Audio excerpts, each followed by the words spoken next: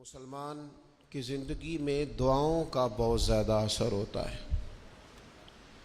دعائیں لگ جایا کرتی ہیں، دعائیں اپنا رنگ دکھایا کرتی ہیں، دعائیں اپنا اثر رکھتی ہیں، اور انسان کے گرد جو چیز حصار بن کر اس کی حفاظت کرتی ہے وہ بھی دعا ہوتی ہے۔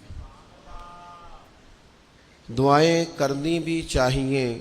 نبی کریم علیہ السلام نے فرمایا جو اللہ تعالیٰ سے نہیں مانگتا اللہ اس سے ناراض ہو جاتا ہے۔ دعائیں کرنی بھی چاہیے، دعائیں کرانی بھی چاہیے، اور دعائیں لینی بھی چاہیے۔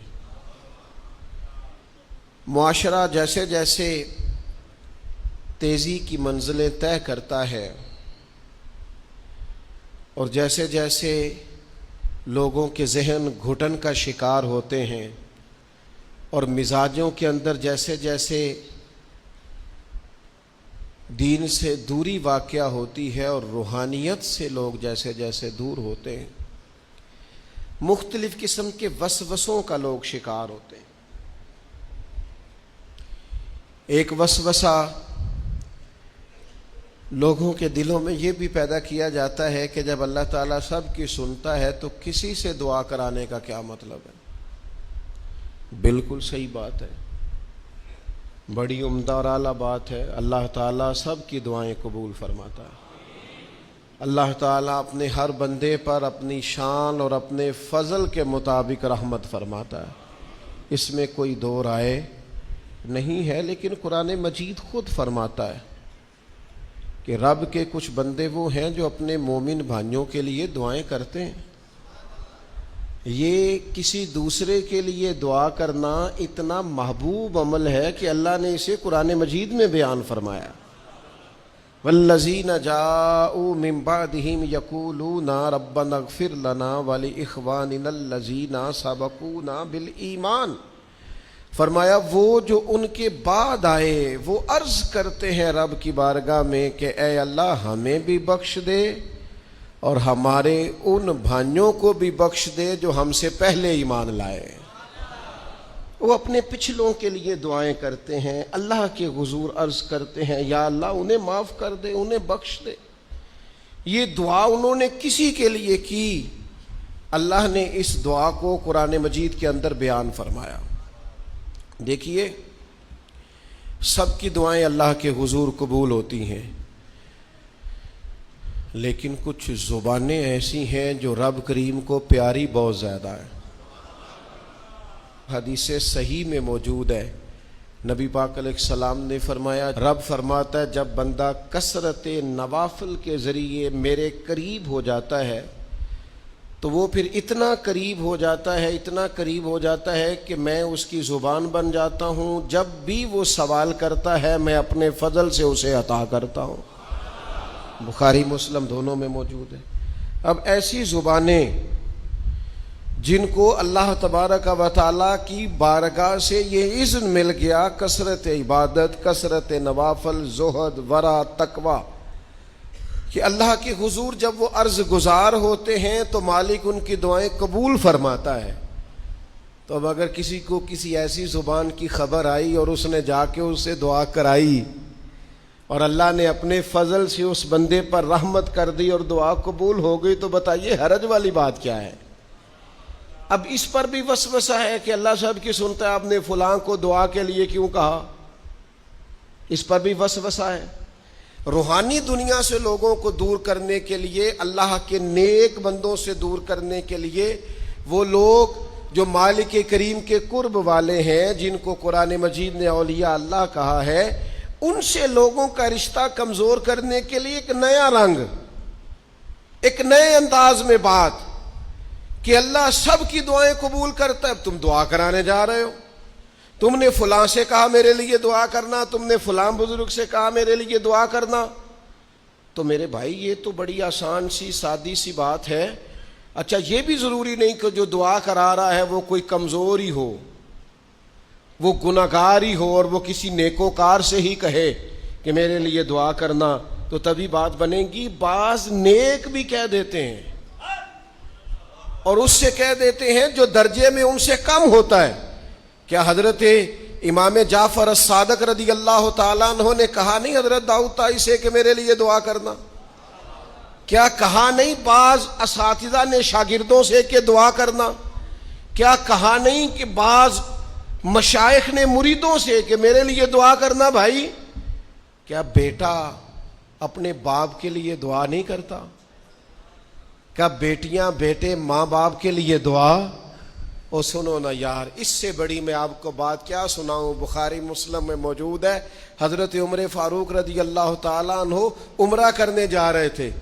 اللہ کے پیارے رسول، رسول رحمت، محبوب رب اکبر صلی اللہ تعالیٰ علیہ وسلم نے فرمایا عمر میرے بھائی ہمیں بھی دعاؤں میں یاد کرنا.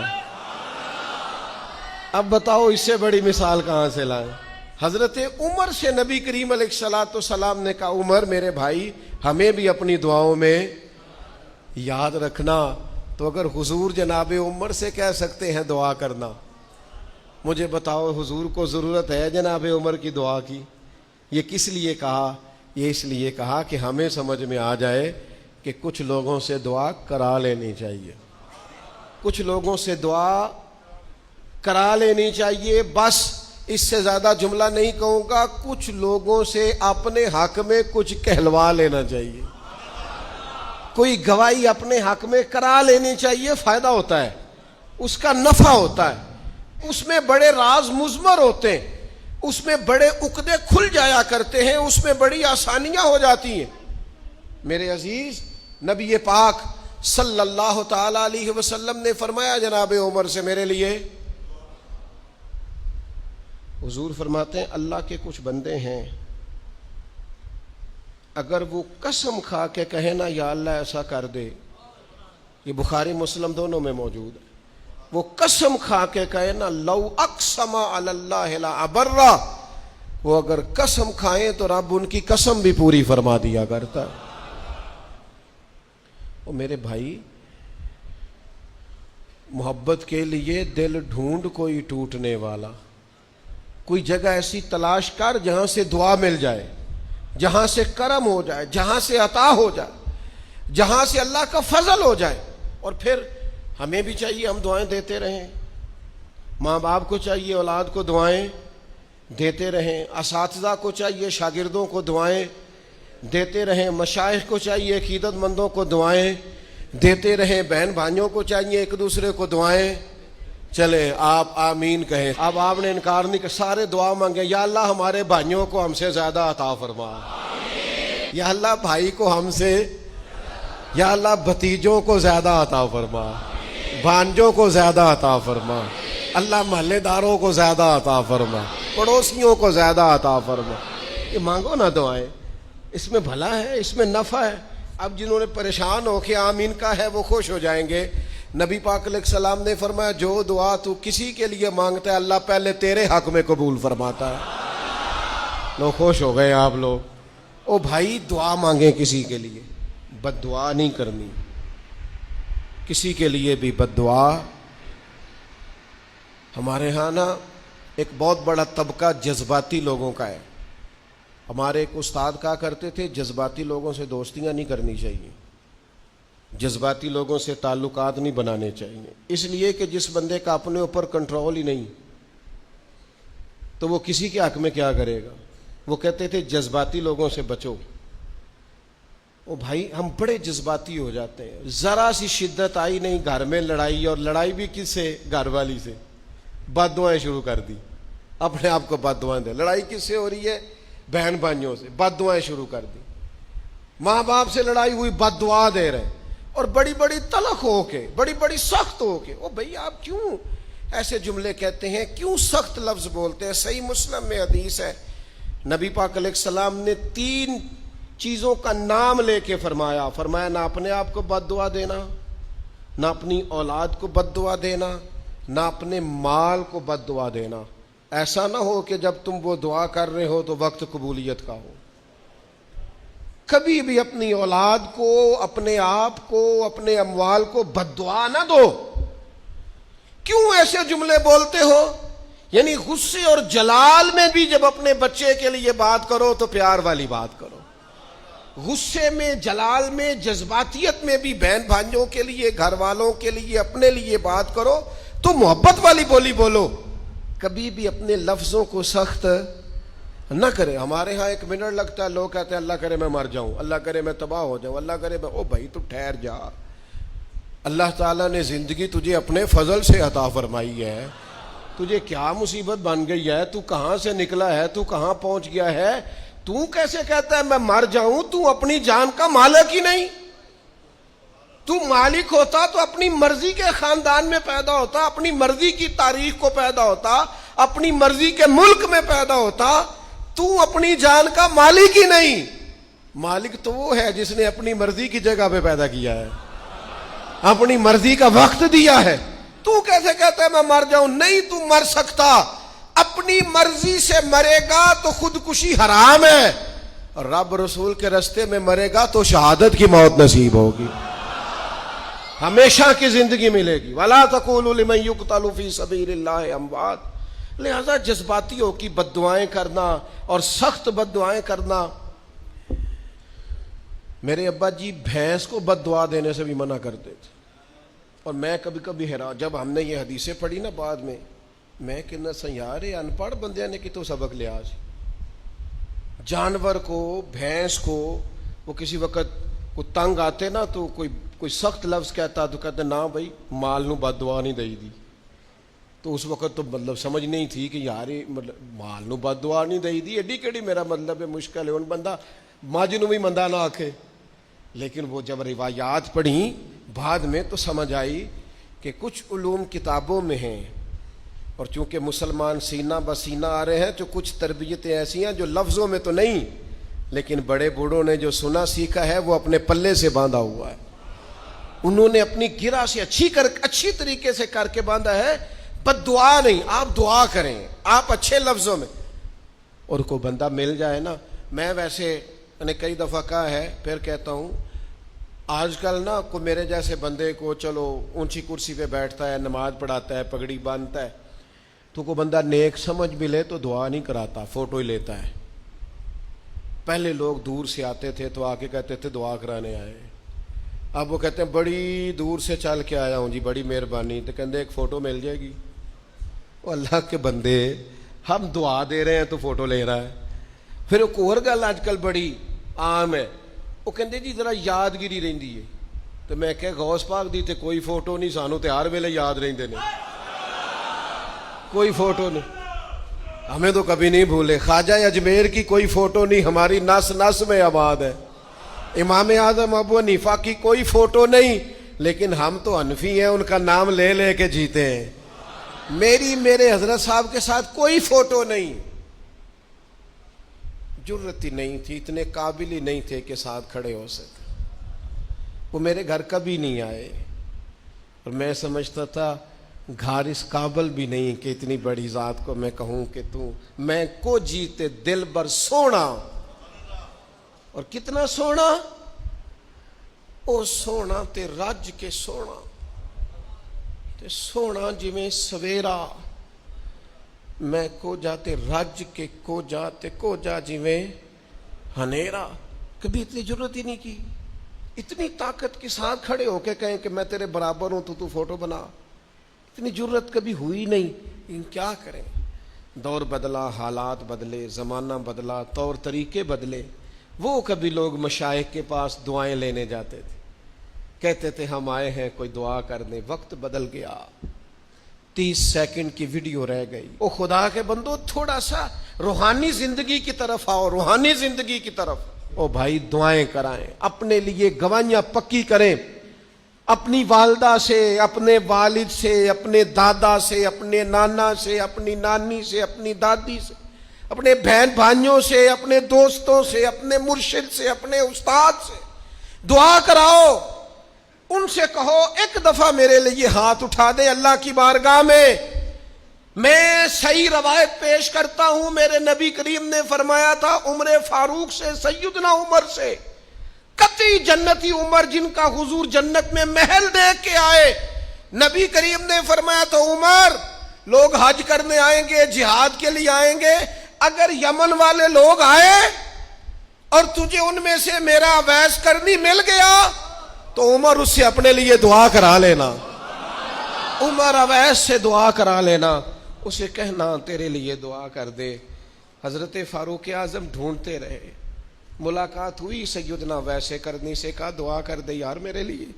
وہ ڈھونڈو، کوئی بیٹھا ہوا مجھے دور دعا دیتا ہے، میں ڈوبتا ہوں پر سمندر اچھال دیتا ہے۔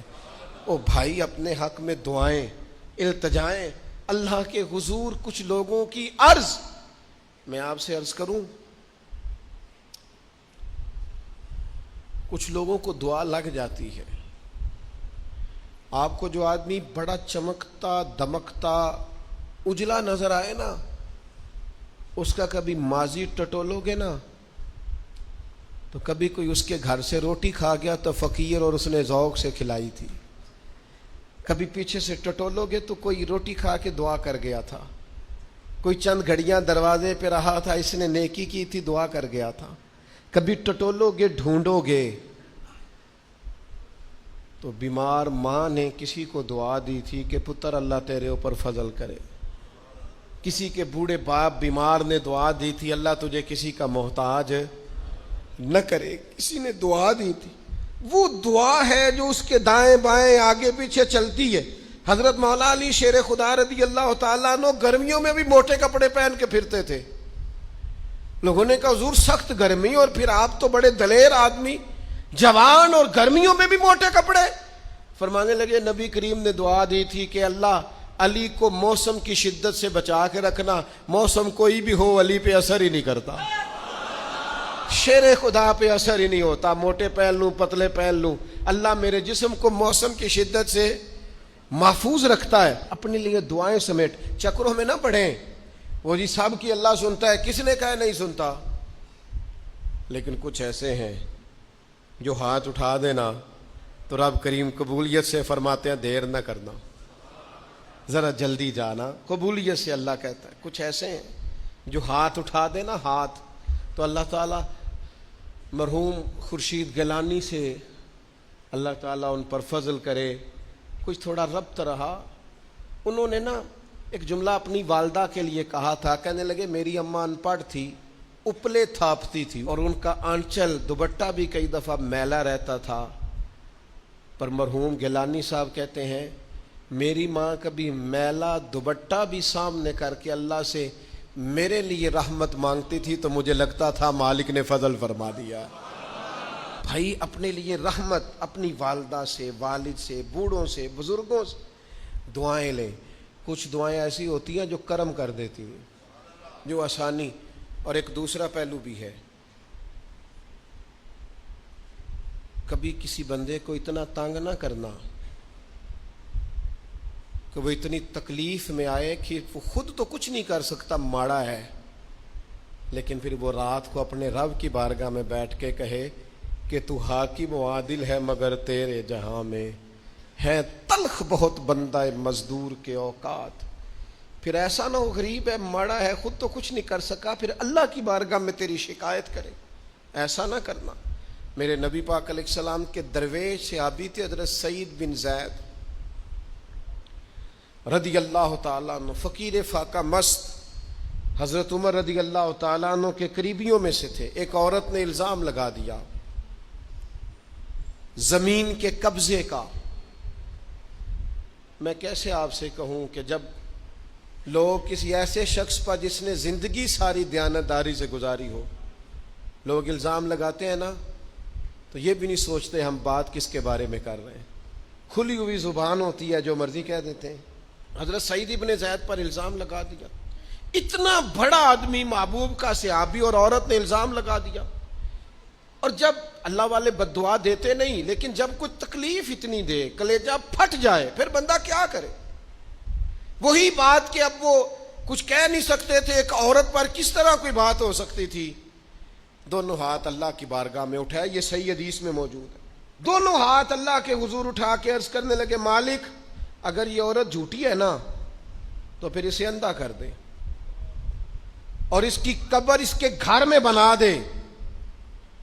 صحابہ فرماتے ہیں کہ حضرت سعید ابن زید کا تو وصال ہو گیا، زمانہ گزر گیا، لیکن ہم نے پھر اس بی بی کو اندھا ہوتے دیکھا ہے، پھر اس کے گھر میں کنواں تھا اور ہم نے اسے اپنے ہی گھر کے کنویں میں گر کے مرتے ہوئے بھی دیکھا ہے۔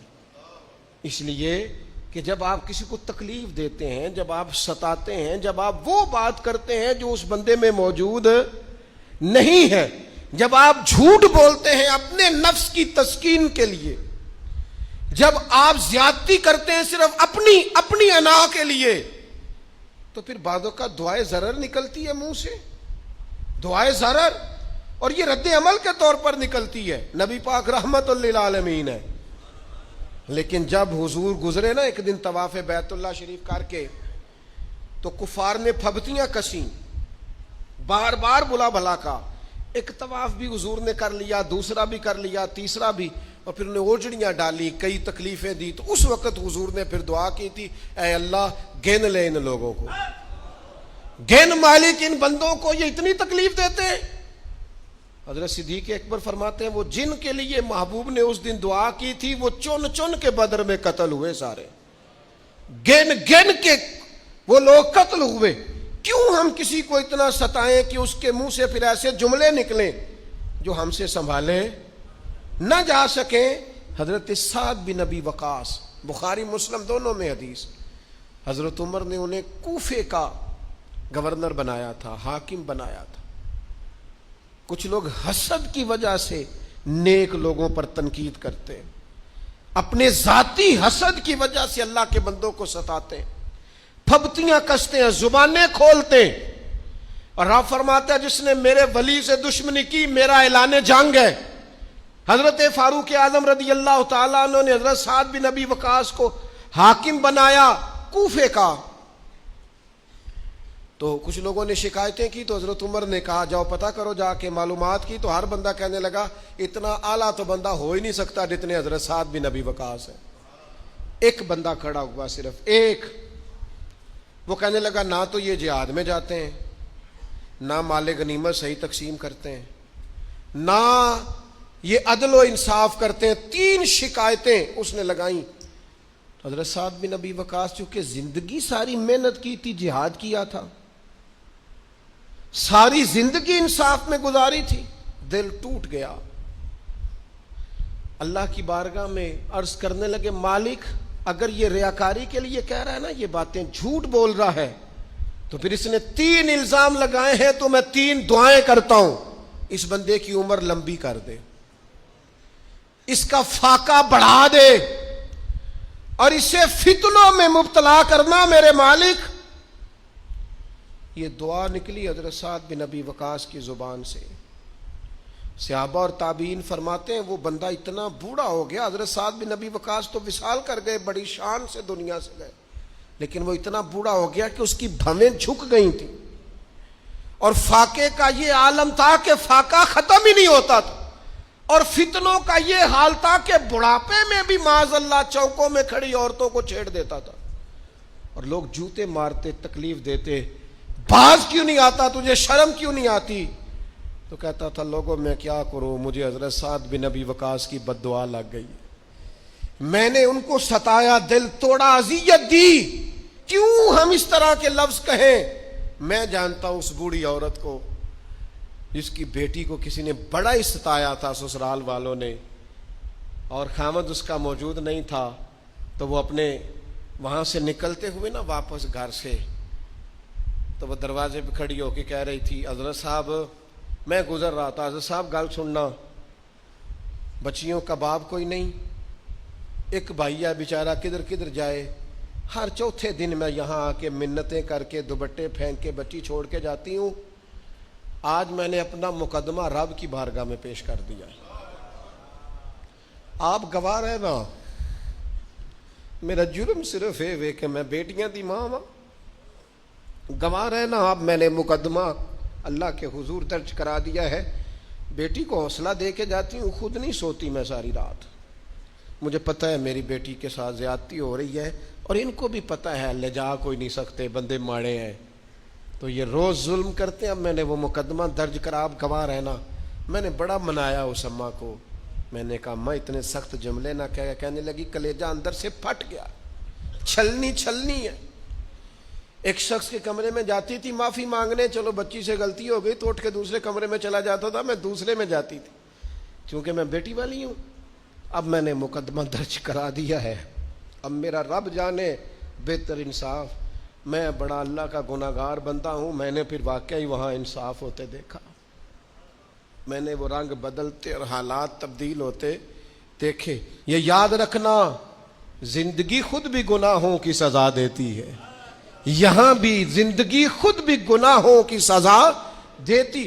یاد رکھنا، ذرا احتیاط سے منہ کھولنا کسی کے بارے میں، اللہ کے بندوں کے بارے میں اپنی زبانیں ذرا احتیاط سے کھولنا، ذرا خیال کرنا، کسی غریب کے بارے میں جملے سوچ کر بولنا، کسی کمزور کا مذاق اڑانا تو معاذ اللہ ذرا ہوش کرنا، اللہ سے ڈر کے بات کرنا، اس لیے کہ بڑی جلدی انصاف کا وقت آنے والا ہے، بڑی جلدی حالات بدلنے والے ہیں۔ تلک الایام نداولها بین الناس، اللہ لوگوں کے درمیان دن بدل دیا کرتا ہے، پھر لوگوں کو جگہ نہیں ملتی چھپنے کی، رخ چھپانے کی۔